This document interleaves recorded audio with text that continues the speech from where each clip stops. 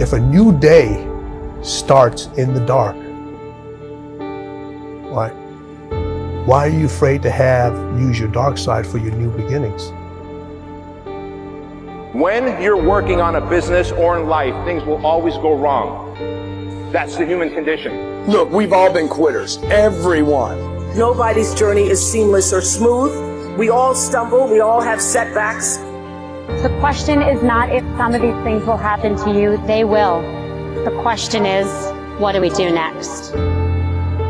The only way that you're going to be able to push past the mountain of obstacles that is going to try to stop you is to have maniacal focus, to know exactly what you want, to have clarity of purpose, to have a crystal clear vision in your mind of what you're trying to accomplish, something that you could tell anybody in a single sentence. When you have that and you stare at it all day and you think about exactly how you're going to make it happen and you tie your identity to it, then you've got a chance. When you face a challenge, remember this: you have nothing to lose. Stand up. Go forward. Go out in a blaze of glory, fighting with everything you've got, every ounce of energy, every bead of sweat, every drop of blood until your last breath. Winning is not about the trophy and the accolades. It's about the grind. It's about the obstacles. It's about the challenges. It's about the pain that you endure along the way. My glory, it happens in the darkness of the early morning, in solitude, where I try, and I try, and I try again, with everything I have to be the best that I can possibly be, better than I was yesterday, better than people thought I could be, better than I thought I could be. Then claim one victory that no one can ever take away from me, ever. A victory that is earned every single day. A victory of determination and will and discipline. A victory achieved because I will not stop. How you do anything is how you do everything. It's those little things, the little decisions that you make every single day, as small as it seems, that create an environment in your head of what it is you're becoming. Are you a finisher, a quitter? What are you? How you do anything is how you do everything.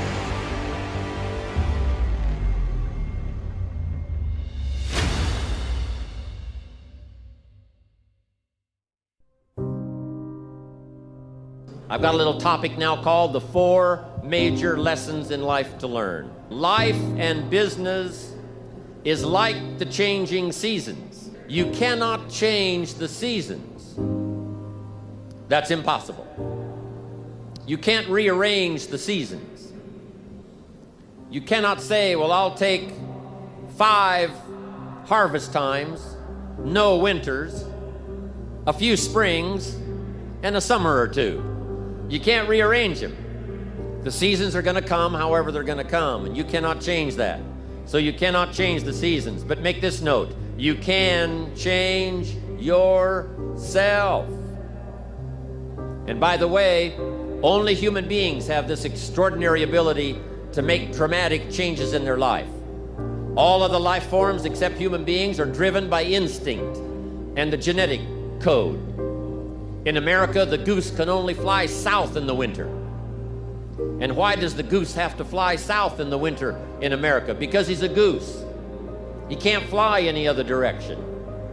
But that's not true with human beings. Human beings can go north, they can go south, they can go east, they can go west.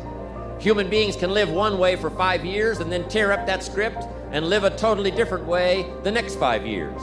Humans can do that. I'm asking you to utilize your power as a human being and change your life to whatever degree you want it changed. If you want your income to change, I'm telling you it's within your power.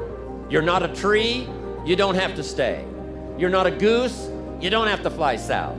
I'm telling you, Anytime you want to, you can say, I'm going to change my attitude, I'm going to change my income, I'm going to change my abilities, I'm going to do more than I've ever done before.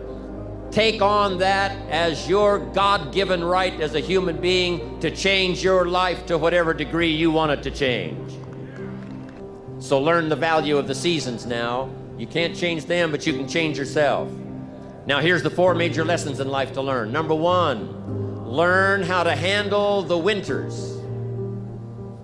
It's a fact of life. The winters follow the fall, the harvest. And pray tell how often? 6,000 years that we know of, recorded history. Winter comes after fall. Night comes after day. Difficulty follows opportunity. Recession always comes after expansion. So the winters are going to come. The winter of sickness, the winter of disappointment, the winter of devastation, social winters, economic winters, personal winters when your heart is smashed in 1,000 pieces and the nights are unusually long. It's simply called wintertime. But the winters are inevitable. So it has been for the last 6,500 years recorded history. You say, well, Mr. Rohn, what can I do about the winters of life? In World War II, we marched against the winter, and finally the spring came. We marched against the tyranny of communism, and finally the walls came tumbling down. We marched against the tyranny of the Nazis, and finally liberated the world for democracy and freedom. And that's what I'm telling you. It's possible for you to conquer your winters. How do you keep it so your dad used to say that one of the things he had gotten good at and he wanted you to get good at was not letting the energy of a negative situation or confrontation to carry you away. So how do people in that moment of failure, which is usually really embarrassing, and like when you're failing, like all the talk in the world, if you're caught up in the energy, it sucks so much, people just want to turn and run in the opposite direction. So how did you learn not to get caught up in that energy? We're people. And we feel how people feel, meaning it hurts when people say bad things about us. It doesn't feel good when people don't believe in you. My dad always told me, if something ever doesn't go the way that you've planned and you find yourself in that situation, don't panic. The most important thing you can do is stay calm, stay present. And I've always sort of likened, I can't remember which, I think it was a Vietnam War film or some other film that I was watching one time, and this sergeant stood right up in the middle of this battle, and bullets are hitting branches and knocking trees down. You can hear him zipping by, and he stands up and he says, hey, go over there, move up. You need to watch right over there. And the presence amidst all the chaos and destruction and calamity was what saved all of their lives. And I think that presence of mind and that being able to be calm, that you've laid a plan out, you've done what you've done that got you to this point. If something comes up that you didn't expect or that you didn't know was going to come, your plan's not bad. It got you to where you are. Right now you have to deal with what's in front of you. That doesn't mean run away, doesn't mean stop and don't do anything. It means deal with it. Deal with what's in front of you, move through it, move around it, move over it, move under it, but keep moving forward. Rectify the situation, regroup, and go. Because your legacy is every life you've touched. And that shifted the way I saw legacy or what you leave behind or what you do. Because Maya was explaining to me that, over all the years of watching your show, everybody who decided that they were going to go back to school or lose weight or no longer hit their children or get out of a bad marriage, all of those people who have seen and experienced your voice. And the same thing with everybody here.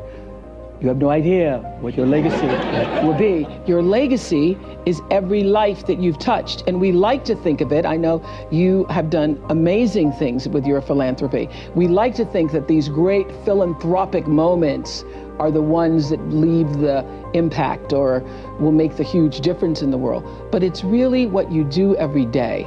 It's how you use your life to be a light to somebody else's, and it's how you use your work as an expression of your own art, whatever that is.